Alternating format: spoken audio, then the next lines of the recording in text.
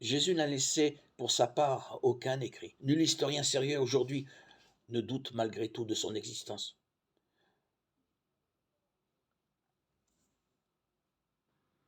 Un juif nommé Yeshua, en hébreu, c'est le nom que l'on donnait à Jésus. C'est la traduction du nom de Jésus, Yeshua, le Sauveur. Oui, il a bien existé, c'est une certitude. Et il a vécu en Palestine au début du 1er siècle de notre ère.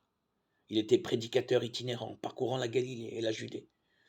Il a été arrêté à l'instigation du haut sacerdoce de Jérusalem. Les grands prêtres, Anne et Joseph, dit Caïphe, son gendre. Après un bref procès, il a été condamné à mort et crucifié aux portes de la ville sainte par ordre du gouverneur romain Ponce Pilate, sous le règne de Tibère. Voilà les faits avérés. Mais nombreuses restent les questions à son sujet. Que sait-on de l'ensemble de sa vie? Comment était-il vu par ses contemporains? Un réformateur juif?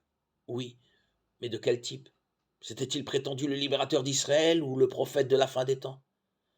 Pour quelle raison a-t-il été exécuté?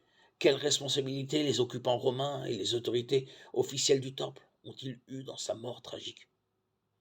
A-t-il vraiment été le fondateur du christianisme?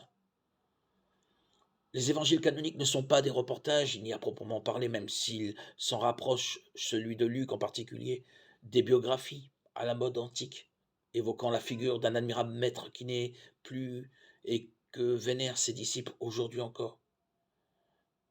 Ce sont avant tout des témoignages écrits pour susciter ou confirmer la foi, des catéchèses biographiques destinées à montrer que ce Jésus de Nazareth, exécuté comme un misérable au moment de la Pâque juive, est bien ressuscité le troisième jour et toujours vivant, présent au milieu des siens. Par lui, la mort a été définitivement vaincue et ses disciples sont appelés à le rejoindre dans le royaume de Dieu.